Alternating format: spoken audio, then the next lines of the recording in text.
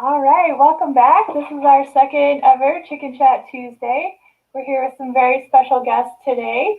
Um, we have Mark Podgwaite and Jeannette Beranger. And Jeannette, do you want to introduce Mark?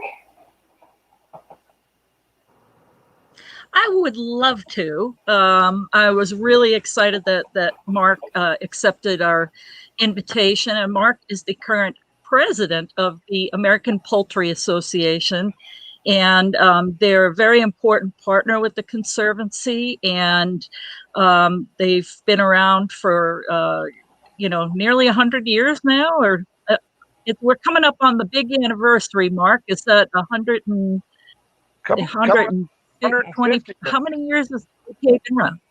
150. 150. I didn't want to speak too soon. Yeah. And so they're an incredible educational resource, and they're also responsible for untold numbers of chicken shows over the years. And one of the most remarkable resources that I keep on my desk is the APA Standard of Perfection, which is the poultry Bible that explains exactly how a bird should look, from its weight to its color, to the color of the skin, color of the eyes, what the feathers look like. I mean, you name it, it's in there. And so thank you, Mark, for coming on. Can you tell the folks a little bit about your background and maybe a little bit about the poultry that you raise at home? Sure. Well, thanks for inviting me. I've been involved with exhibition poultry since, believe it or not, 1971, which every time I say that, I say, how could it be that long? But it has been. I started out way back when I was a kid with silver sea brights and moved along, probably bred just about every breed there is over that time frame. Finally now settling on Cochins, both large fowl and bantam. My wife and I raise both blacks and whites, and as well as black fowl. We've been doing that for the last 7 or 8 years. I've been a member of the Poultry Association since I started showing back in 71. I found it a tremendous organization to be involved with. The education, as you mentioned, the educational stuff is incredible. The Standard of Perfection is the Bible that we go by here in the United States. And we do hold meets, etc., at many, many, many shows across the country, as well as the semi-annual and annual meet every year. Mm-hmm.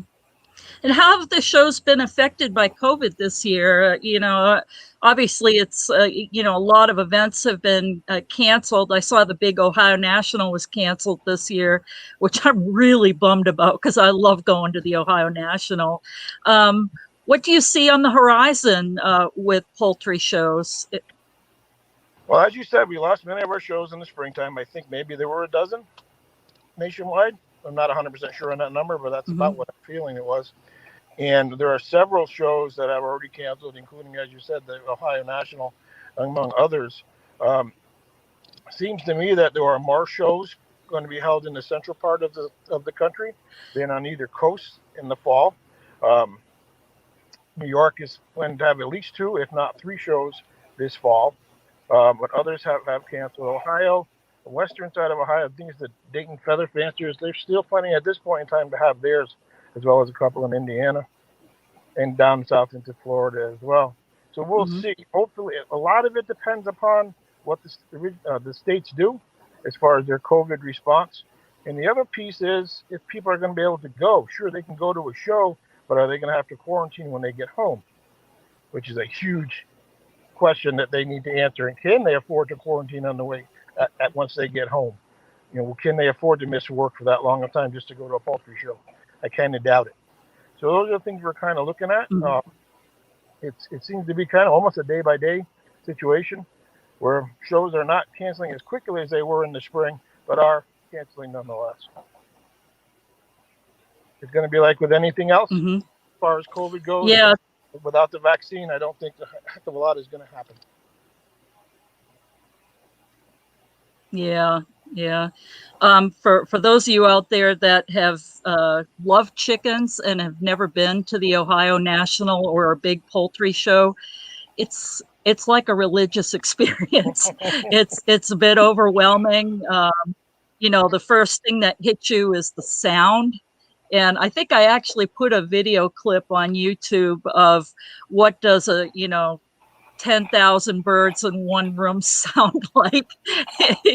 And yeah, and then just the the different breeds that you never get to see, and then you being in a room with a bunch of people that you all have something in common with is just a lot of fun. And you will not find a single person there that doesn't want to talk about their chickens or their ducks. And last year's show I thought was really neat, with the turnout with the heritage turkeys. I don't think anybody's seen that many heritage turkeys in one place, or forgive me, standard bred turkeys, in a show in a long time. Do you want to talk about that a little bit from last year? Because that was quite a sight. It was quite a sight. Unfortunately, I did not get to spend as much time over there as I wanted to, as I planned on. But it was a bench judging opportunity, which was something that has not been seen in years and years. The judge actually takes each bird out, puts it on the table, handles it on the bench, and scores it that way. So that was a really, really unique experience for me, having doing this for so many years, as I am sure it was for many others that have never seen that operation before. A great learning experience, for sure. Yeah, yeah.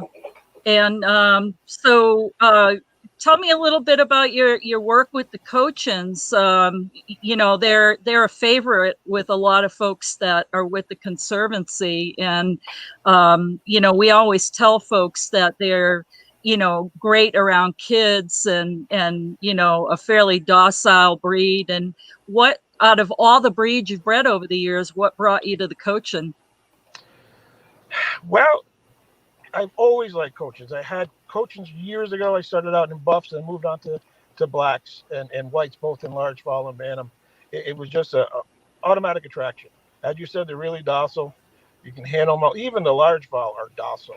I have a 7-year-old grandson who just loves his 14-pound Cochin running around, and the two of them have a great attraction to each other.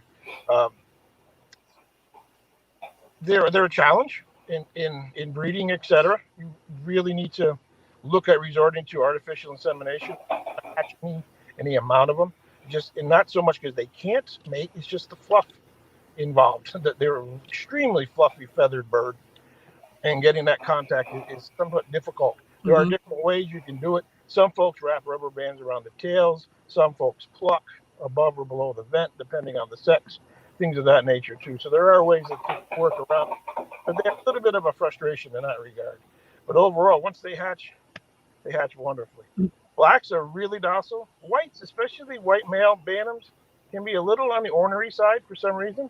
We're not the only, at least and I, are not the only ones that have noticed that in our strain, but others have made the same comments. But other than that, overall, they're a great showmanship bird, and if you handle them all the time, they'll come when called. I've got a guy, one of my males that I call Uncle Cracker. I just yell out Cracker, he comes a running. And not necessarily because he thinks he's going to get a cracker, but his name. Yeah, and tell me a question a lot of folks have that want to keep them in warmer climates. With that bird having such a big body, how do you suggest people deal with that in warmer climates? Well, that's great if they're up in cold places. So we've had 19 days of over 90-degree weather here in Vermont, which is unheard of for us. However, we have not lost a single large Cochin because of the heat. We change the water frequently, sometimes 2 or 3 times a day. We'll add electrolytes to that as well.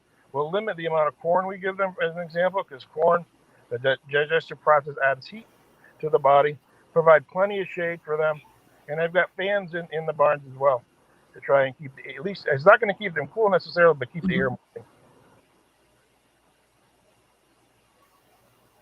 moving. Okay. I wanted to talk a little bit about, I've known Mark for some time, for a project that we've been working on together that we've been calling The Secrets of the Masters. And that's kind of been your brainchild. And do you want to talk a little bit about that and why it's so pressing to get done? Sure. So we started losing folks. Folks started passing on, and unfortunately, what passed on with them are their secrets. So it was right after Harry Hallback died that I said, all that knowledge is gone. There has to be a way to preserve that. And here we are with the ability to video people and the whole deal. Why don't we put a project together? See if we can't get these old-time breeders, these old-time masters to share their secrets with us and share our secrets with the younger folk. And so far, it's been a project that's been working well. We've stalled a little bit, especially in the times of COVID, but the plan is to keep that moving forward and preserving that knowledge for the generations to come is hugely important. Yeah, I agree. And every time I get behind the camera and interview one of these people, I'm just stunned at how much I don't know about poultry. And I know a bit, but talking to these folks, I know enough to be dangerous and ask all kinds of good questions, and really challenge them to dig deep with their breeds and the ins and outs and also how to get started, because you're even with the most challenging breed, if you can connect with a person like this, it's not so daunting a task to get involved with the new breed. And I was saying last week, with my Crev course, I wish a long-time Crev Corps person was around and that I could really get an education. And it's been a lot of trial by error and trying to dig in books both in English and French. And you're right, every time we lose one of those folks, it's not so easy to get that information. And with the lifetime of gathering it, I'm hoping that we can do more of these this year, and as the technologies and technical experience improves, hopefully we'll be doing more. But I do believe the first video is on the APA website at this point. It is. And yeah. So if anybody's interested in seeing that video, go visit the APA website. And that was on a Coach and Bantam, wasn't it? I can't remember which one we actually put it. Was it Lou Horton and the Wyandottes? Or did we put Coaches? I can't. Oh, yes, it was. I'm sorry. It was Lou Horton and the Buff Wyandottes. There we go. I've done a bunch of these now, so I lose track. Yep. Yeah, but that's a good one. And, the biggest thing I learned from him in doing that video is I will never, ever breed a buff-colored bird, because it's crazy to perfect that buff color, and he's so passionate about it. And that's the thing is, you got to have a passion for the breed, because, gosh, a breed like that it's challenging. No question about it. Buff color is probably the hardest color to perfect in the whole poultry world, I would almost think. Yeah. I've gone back and forth. That's the impression I got from Lou. And yeah. And that's one of the reasons he actually chose to focus in on that, is because there was so few people willing to put the time and effort into it. And he's been trying to get more quality birds out there through his efforts. But beautiful birds, and I enjoyed doing that video. Learned quite a bit at that. Sure. So tell me, the APA website's been going through a lot of changes, and all kinds of things are being added in there. What are you guys up to in the next year? Well, Well, basically, we ran a survey at the beginning of 2020, and just basically asking our members. I took it. Great. So did I. But what do you want to see? What do you want to see in the future? What do you want to see happening? One of the things was we needed to improve the website. And there's a host of other suggestions and recommendations. Some of them are very possible. The new standard is being worked on as we speak. That's set to roll out in conjunction with the 150th in 2023. So we're taking a lot of time and going through that. We've added on the yearbook, on the website rather, the color yearbook ads were placed on there actually just yesterday, and we've added a search function. So folks, if we're interested in, say, I don't know, Oh, cool. Colombian wine dots, you go in, press Colombian wine dots, and then whoever has those, their ad comes up. So we kind of want to streamline that for folks so they don't have to waste a lot of time looking around. So just little things like that will appeal to our latest members or our newest members who kind of want things a little bit quicker than some of us old folks are used to getting. You know, back in the day, if we wanted a bird from somebody, we would have to write letters back and forth, and of course enclose that all-important self-addressed stamp envelope if you wanted a reply. But now we've got technology, we have websites, we have email, we can call people have cell phones, the whole deal. So we need to be cognizant of that and moving forward in how we approach that and give folks what they need. Yeah, I find one of the challenges as a breeder of a rare breed is that people do want, they think they could just pick up the phone. Hey, I want to buy some chicks, and they'll call like in, September, and I'm like, well, hatching season was like January, February, Right. Yep. And I think a lot of newbies don't understand the process. Come September, October, I've probably already culled all the birds that we're going to eat, and then I've made selections for the breeders, and so chicks are not on the horizon until January. And for some rare breeds, we even suggest to put in an order several months in advance, like maybe November, December, or earlier, saying you want chicks for the following year. Do you find that? Do you have to take orders way ahead of time? Oh, absolutely. And that's part of the education process, which I think is the responsibility of the APA. Yep, there is a thing called hatching season, and it kind of ends for most. Sure, there are people that hatch all year round, absolutely, and there are good breeders that hatch all year round, without question. But most of us have a plan. Most of us hatch between whenever and whenever, depending on where we live and our environment, et cetera, et cetera. And then we have a process of culling, et cetera, and showing in the fall and starting it all over again in December or January. So I think that's part of the educational process that we as the AP offer is how that works in most cases. Yeah, I think one thing that a lot of newbies might not be aware of is, the chicks that you hatch early in the season tend to be some of the nicest of the whole season, as it, progresses. Like I like to hatch in February, March, just because it's a little warmer outside here. But, the chicks I get then compared to chicks that hatch out late in the season, like maybe May, June, I find a difference that they, they're a bit faster growing and more robust and bigger. And do you find that with the Cochins as well? Well, yeah, I was really with the Bantam Cochins, we like to get them out by January. So we'll start in December hatching, get out January, February about the latest. But large fowl, they're a funny little beast. They really don't reach their potential until their second year. So we'll show cockerels and pullets. I've got a couple nice ones, I think, and they're nice, but every bird's a champion at your house. But we'll see what happens at the fall shows if we get to New York.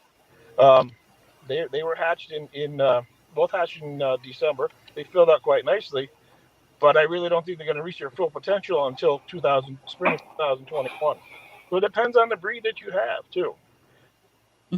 John Kreiner Sr. years ago, he was the dean of yeah. One used to say the later ones if you want to banamize a large fowl, do it with the birds that you hatch later in the year because they're going to be smaller.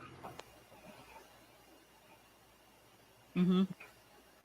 Yeah, and I find the Crevcours are very slow to develop to their full potential as well. They look nice at 1 year, but man, at 2 years, they're just wow. It's a long time to wait for some people. It is. Yeah, I have to laugh when I hear about people making, decisions when the chicks haven't even feathered in yet, and they're like, oh, we're going to keep this one or that one. And sometimes there are late bloomers there, and you're throwing the baby out with the bathwater if you make selections too soon, and especially with these large fowl. Oh yeah, I've sold birds and have seen them later on, and I've said to myself, what was I thinking? I should have kept that bird, darn it. But that's okay, because you don't want to sell junk. Yeah. You want people to be happy with what you sell them. So. Yeah.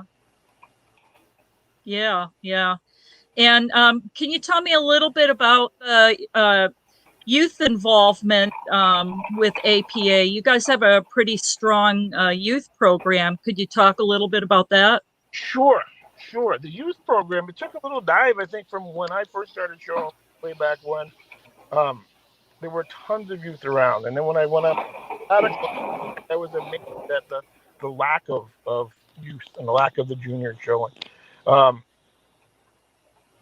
YEPA, which is the Youth Exhibition Poultry Association, has taken great strides in bringing back the youth back to the poultry exhibition poultry ranks with their program. The shows have really embraced the importance of appealing to juniors as well and getting them involved in showmanship class competitions, etc.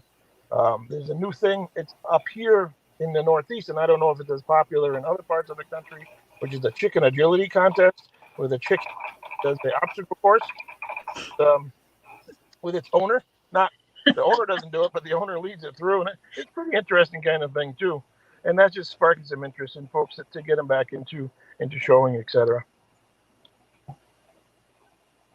Mm-hmm. Oh, I bet that's hilarious. I've seen them do that with rabbits, and I nearly fell over laughing. It was just such a fun thing to watch, and the kids were so into it. I gotta check that out on YouTube, see if there's any there. Yeah. So I'm hoping that shows will come back, at least, maybe springtime then. And in the meantime, I see that there are some virtual shows going on. And how do you find those? Are you guys posting those on APA website at all? Or how can people find out where they can compete in the virtual shows that I see popping up? That seems to be pretty much a Facebook phenomenon. Those entities hosting those virtual shows, mm-hmm. posting it on their own Facebook pages or on their own websites. The APA does not offer points or anything like that for these shows. It just does. Unfortunately, just a picture does not match how we need to judge. So, in fairness, everybody, we're not. It's not that we're not endorsing. We're just not offering points for those particular things. But at least it keeps people interested, which is a good thing. We want to keep, the ball rolling as best we can. I know the Ohio. Well, excellent. One as well. I haven't heard a lot of details about that yet, but I think it's coming out next month. Yeah. Okay. We'll have to keep our eyes peeled for that. So, well, Mark, Brittany, do we have any questions, or it looks like we're coming towards the end of our time here.